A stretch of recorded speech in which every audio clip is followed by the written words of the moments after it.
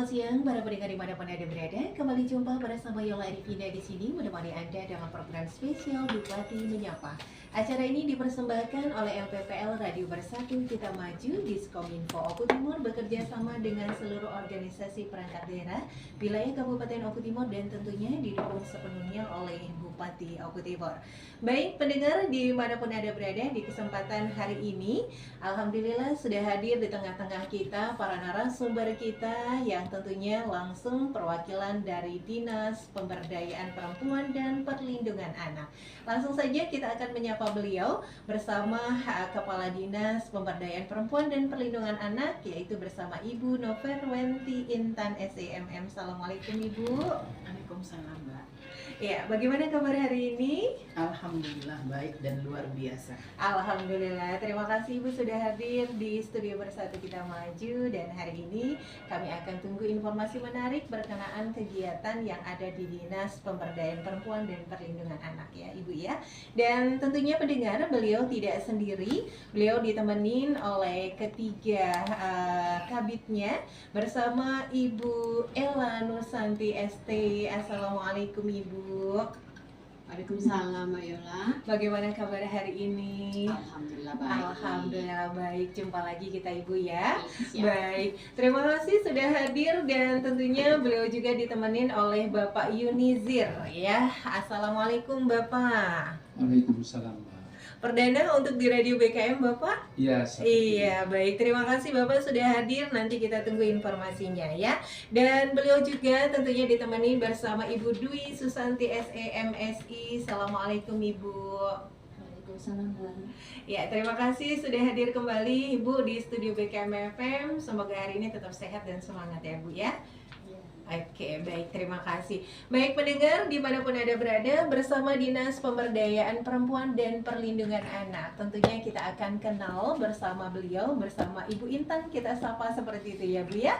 Mohon izin Ibu, kita mau tanya dulu nih tentang tupoksi Ibu nih selaku Kepala Dinas Pemberdayaan Perempuan dan Perlindungan Anak. Sejauh ini seperti apa Bu kinerja yang dilakukan di dinas tersebut Ibu? Terima kasih Mbak Yola. Ya. Nah, sejauh ini di Dinas Pemberdayaan Perempuan dan Perlindungan Anak Kabupaten Oku Timur dengan data-data dan laporan-laporan baik itu dari masyarakat atau dari lembaga-lembaga yang memang ada hubungannya dengan dinas kami, itu kami pertama menekan yang namanya kekerasan terhadap anak dan perempuan. Betul. Kedua, menekan perkawinan dini terhadap anak yang belum berumur 19 tahun. Itu guna mencegah terjadinya stunting. Okay. Jadi dari Dinas Pemberdayaan Perempuan dan Perlindungan Anak untuk stunting itu itu ditekan melalui penekanan terhadap pencegahan pernikahan dini seperti itu. Oke, baik. Kemudian Ibu berbicara tentang Dinas Pemberdayaan Perempuan dan Perlindungan Anak ini tentunya ada beberapa bidang ya Ibu. Mungkin bisa dijelaskan ada bidang apa saja di sana Ibu?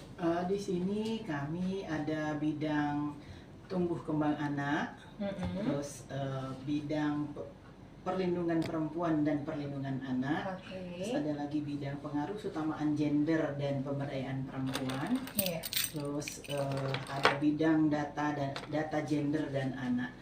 Kesemua bidang itu sesuai dengan tupoksinya masing-masing. Di sini juga saya juga membawa Ibu Sekdin, Sekretaris Dinas Ibu Ella Nursanti, di mana beliau di sini nantinya akan menjelaskan bahwa di dinas kami sudah ada OPT. Jadi tadinya dari tipe C menjadi tipe A, maka di sini nanti sejarah dan hal ihwal adanya OPT di dinas kami nanti dijelaskan oleh Ibu Ella. Sementara di sini saya membawa kabin tumbuh kembang anak, Bapak Yunizir, juga Ibu Dwi Susanti, bidang pengaruh utamaan gender, di mana beliau ini nantinya akan menjelaskan mungkin secara detail apa-apa yang ada di bidang PUG, karena di situ penekanannya kepada menjadikan perempuan-perempuan itu agar berkualitas, seperti peningkatan perekonomian bagi perempuan. Di situ nantinya ada pelatihan-pelatihan, program-program beliau dari Ibu Dwi.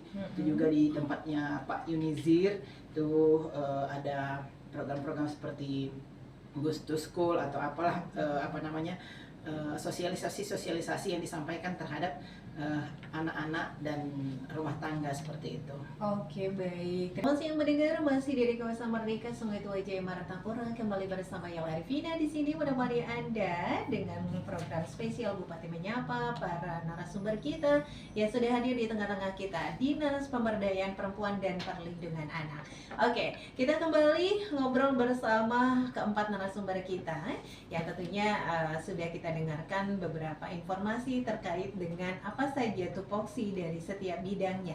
Nah, kali ini Yola akan berbicara tentang pencapaian atau target yang sudah dilakukan Dinas Pemberdayaan Perempuan dan Perlindungan Anak sejauh ini di tahun 2024. Mungkin akan dijelaskan langsung oleh Ibu Kadin. Silakan Ibu.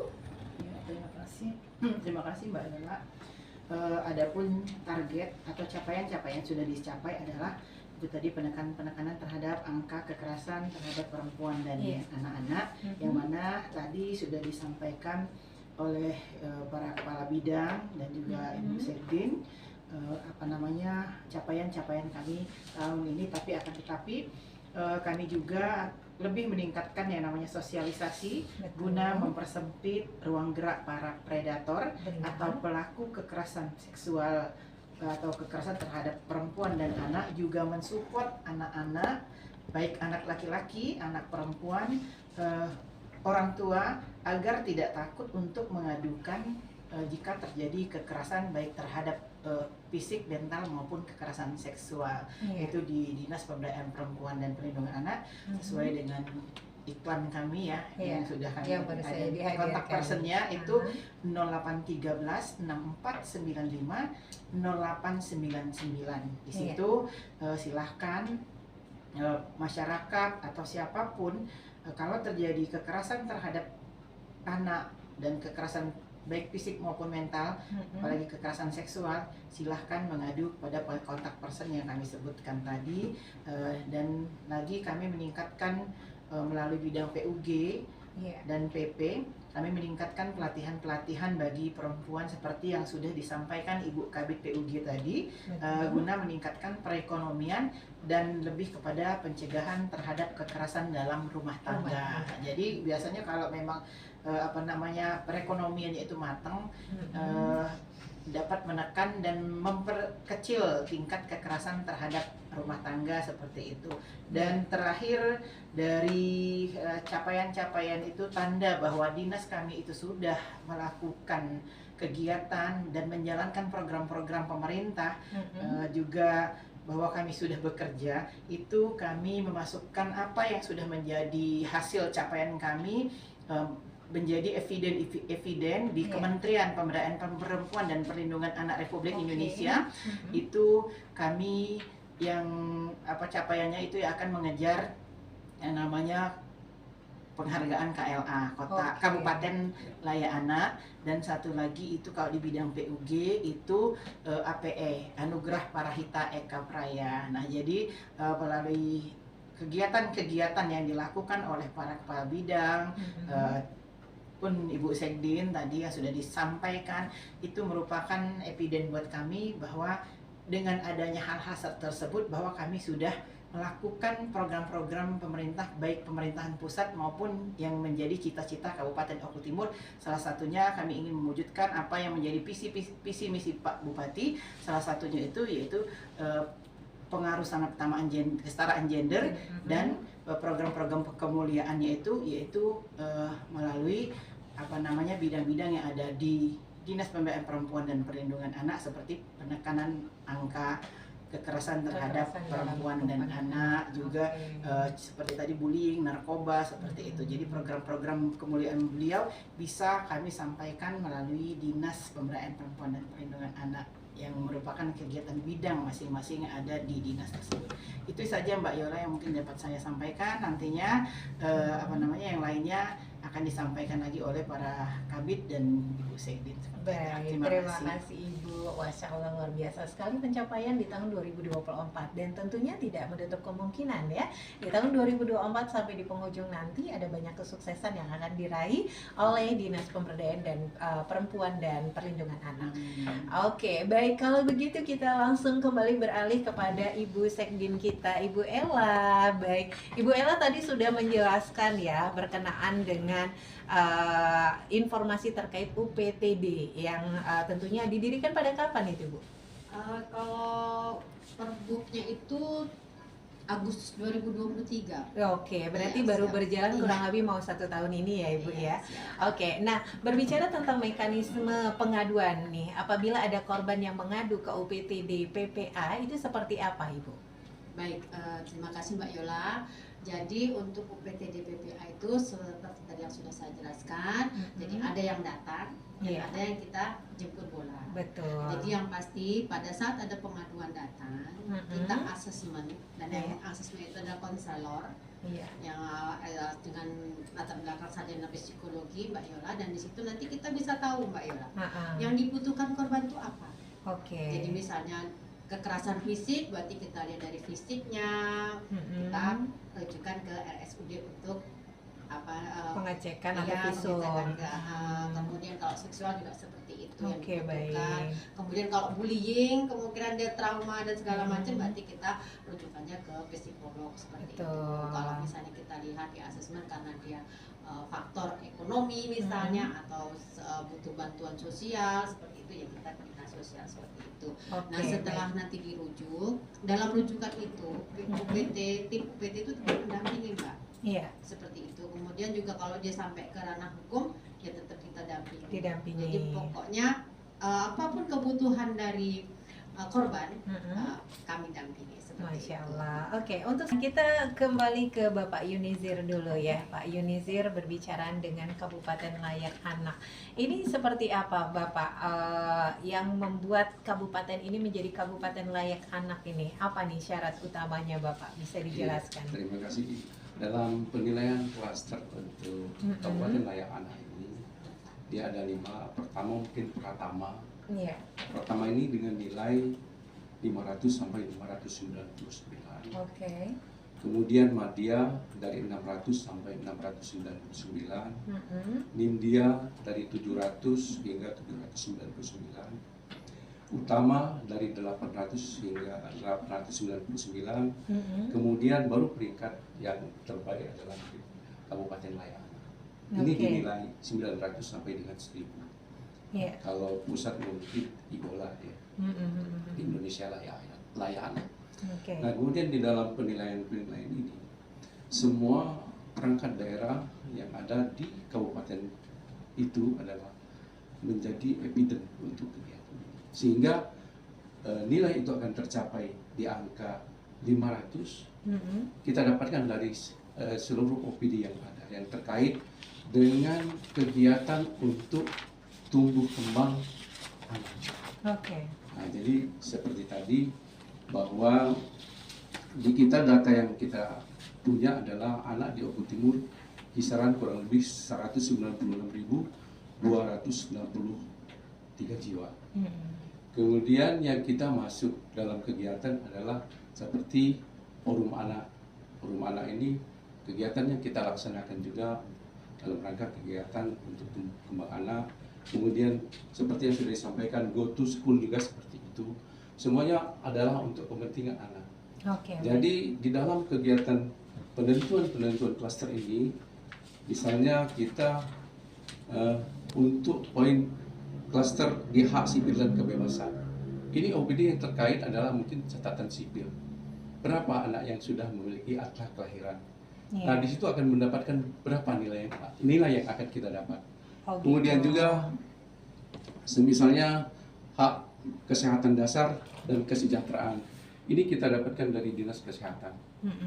Kemudian juga untuk hak pendidikan dan sosial budaya. Ini kita dapatkan dari Dinas Pendidikan yang semuanya menyangkut untuk kepentingan anak. Oke. Misal ada di program pendidikan itu adalah sekolah ramah anak. Iya. Nah, akan kita lihat seberapa jauh sekolah itu dikatakan sekolah ramah anak. Begitu juga dengan kegiatan-kegiatan lain. Nah, jadi dalam kaitan itu, memang di tahun kemarin kita di posisi pernah kita mencapai di peringkat Nandia. Kemudian karena ini diverifikasi oleh kementerian, nah sehingga ini sempat terjadi penurunan peringkat menjadi Madya. Apa penyebabnya, Pak? Ini yang kita sebenarnya bukan terjadi kesalahan di penentuan pointer penilaian, bukan. Tetapi pada saat itu kita belum dapat memberikan jawaban atas penilaian-penilaian yang telah dilakukan oleh Kementerian Pemberdayaan Perempuan. Karena yang dinilai adalah seluruh Indonesia. Oke. Jadi memang programnya mungkin kami di tahun ini mencari Nandia yang hilang. Oh baik, mudah-mudahan yang hilang segera kembali ya Pak ya. Insya Allah. Oke baik, terima kasih untuk Bapak untuk informasinya. Kita beralih kepada Ibu Dwi Susanti ya. Ibu Dwi Susanti tadi sudah menjelaskan apa itu tentang gender. Nah pertanyaan yang sangat kalau dibilang familiar yang pernah ditanyakan oleh masyarakat juga berkenaan dengan transgender. Transgender ini apakah diterima di lingkungan masyarakat dan apakah terdata dalam Dinas Pemberdayaan Perempuan, dan apakah transgender ini menjadi salah satu dikategorikan sampah masyarakat atau justru menunjang nih Ibu kebaikan dalam masyarakat? Bisa dijelaskan? Baik, terima kasih Mbak Yola. Jadi transgender yang berbeda dengan seksnya yang ditunjuk sejak lahir. Jadi Baik. misalnya dia laki-laki, kemudian kan operasi ya, kemudian Iya. menjadi Wanita. perempuan, menjadi wanita. Jadi sebenarnya transgender ini tidak tergolong sebagai gangguan mental. Oke. Tapi mesti begitu, transgender bisa berisiko tinggi terhadap gangguan mental akibat konflik di dalam dirinya sendiri dan tekanan sosial. Iya. Karena sebenarnya di lingkungan sosial, transgender ini sering dianggap sebagai suatu hal yang buruk dan salah. Baik. Karena dia terlahir sebagai Laki. laki-laki, tadi kan contohnya. Jadi kalau istilah gender itu gender biologis. Jadi gender ini secara biologis dia tidak bisa diubah.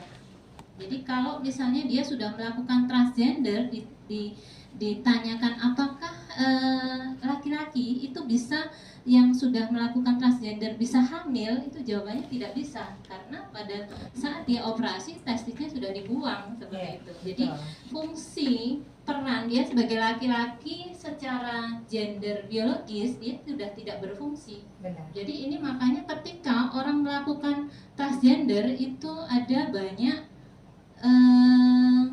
resiko tentang kesehatan. Jadi misal dia otomatis menjadi mandul seperti itu. Walaupun dia berubah menjadi wanita, dia juga tidak bisa hamil karena dia tidak punya rahim. Walaupun secara fisik dia tampilannya perempuan, tapi ketika dia menikah kemudian pengen punya anak tidak bisa karena dia tidak punya rahim. Jadi memang gender biologis ini lebih bisa dikatakan seks tadi saya bilang di awal. Jadi tidak bisa dipertukarkan. Kita lahir sebagai laki-laki Ya, sampai tetap meninggal menjadi pun laki-laki. laki-laki. Oke, Seperti itu. betul. Kemudian yang kedua, resiko kesehatan untuk transgender ini pengeroposan tulang. Kemudian berikutnya tekanan darah tinggi, perubahan metabolisme tubuh, kenaikan berat badan yang berlebihan misalnya, pembekuan darah, emosi yang tidak stabil. Ya. Jadi sebenarnya kami sudah melakukan upaya pencegahan melalui sosialisasi. Jadi sosialisasi bagaimana pendidikan gender sejak dini. Artinya ketika kita mempunyai anak laki-laki, kita pola asuhnya sepantasnya budaya kita laki-laki. Benar. Kalau laki-laki pakai rok itu ya nggak pantas kan seperti itu. Jadi kalau laki-laki ya dia pakai celana gitu. Terus mainan misalnya, ya memang mainan itu sebenarnya itu juga tidak kemudian berjenis kelamin, tetapi kita arahkan untuk pola asuh gaya bicara itu juga laki-laki gitu, lebih ke maskulin. Jadi tidak kita ajarkan untuk, karena misal ada orang tua yang dia ambisi untuk punya anak laki-laki misalnya, ternyata anaknya sampai 2, 3, 4 ternyata perempuan. Jadi yang terakhir didadani laki-laki. Ini kan sering ya kita lihat di masyarakat seperti itu. Akhirnya pola asuhnya dia menjadi laki-laki. Menjadi perempuan, salah ya, maaf. Jadi dia terlahir sebagai laki-laki, kemudian didandani sebagai perempuan. Pola asuhnya kemudian berpenampilan seperti perempuan gitu. Akhirnya mungkin karena seringnya dengan lingkungan yang seperti itu, kemudian dia punya keinginan ingin menjadi benar-benar sebagai seorang perempuan. Jadi ini kami sudah lakukan upaya-upaya pencegahan. Nah, terkait untuk jumlah data untuk transgender di Oku Timur. Ini karena kami sebenarnya sangat menggelitik dan dalam proses. Artinya kami mohon maaf belum bisa menyebutkan angka. Jadi ini masih dalam proses. Iya, dari tema yang kita bahas hari ini Ibu atau himbauan yang akan disampaikan, silakan. Oke, terima kasih Mbak Yola. Dengan adanya acara program Bupati Menyapa, ini kami sangat berterima kasih sekali kepada Pak Bupati melalui radio BKM FM. Dengan adanya program ini, maka segala program-program pemerintah yang melalui dinas-dinas seperti Dinas Pemberdayaan Perempuan dan Anak itu bisa tersampaikan kepada masyarakat, dan masyarakat juga menjadi tahu bahwa keberadaan dinas tersebut, apa saja yang dilakukan oleh dinas tersebut. Jadi dalam hal ini kami sangat berterima kasih sekali, dan mudah-mudahan kami berada di radio ini tidak hanya setahun sekali, kalau bisa tiap bulan itu. Alhamdulillah. Kami berharapnya seperti itu, sehingga apa yang menjadi tujuan kita bersama itu bisa lebih maksimal lagi untuk kita capai bersama-sama. Dan visi misi beliau Bapak Bupati Oku Timur Haji Lanusen STMM itu bisa segera terwujud dengan adanya peningkatan kinerja dari dinas-dinas dan OPD-OPD yang ada di Kabupaten Oku Timur. Dari Dinas Pemberdayaan dan Perempuan dan Perlindungan Anak, kami juga menghimbau kepada seluruh masyarakat Oku Timur yang sangat kami cintai, terutama anak-anak dan perempuan, jika terjadi kekerasan baik fisik, mental maupun seksual, itu jangan segan-segan untuk menjadi pelopor dan pelapor. Jadi melapor ke Dinas Pemberdayaan Perempuan dan Perlindungan Anak melalui kontak person, kami ulangi lagi, 0813 6495 0699. Perempuan berdaya, perempuan hebat, Oku Timur maju lebih mulia. Masya Allah. Terima kasih. Terima kasih warahmatullahi wabarakatuh. Waalaikumsalam warahmatullahi wabarakatuh. Pada seluruh masyarakat Oku Timur yang tentunya hari ini juga berpartisipasi dalam memberikan sebuah sarannya juga dalam program acara Bupati Menyapa di hari ini bersama Dinas Pemberdayaan Perempuan dan Perlindungan Anak yang insya Allah akan kami hadirkan kembali dalam program Bupati Menyapa di edisi berikutnya. Inilah pendengar program spesial kami hadirkan persembahan dari LPPL Radio Bersatu Kita Maju, Diskominfo Oku Timur bekerja sama dengan seluruh dinas dan organisasi perangkat daerah wilayah Kabupaten Oku Timur dan didukung sepenuhnya oleh Bupati Oku Timur. Terima kasih atas kebersamaan Anda. Jangan kemana-mana, kita akan ikuti acara selanjutnya dalam program pilihan di Bursa Musik Indonesia. Selamat siang dan kita ikuti acara selanjutnya. Perempuan berdaya, anak terlindungi. Indonesia hebat, Oku Timur maju lebih mulia. Terima kasih, sampai jumpa.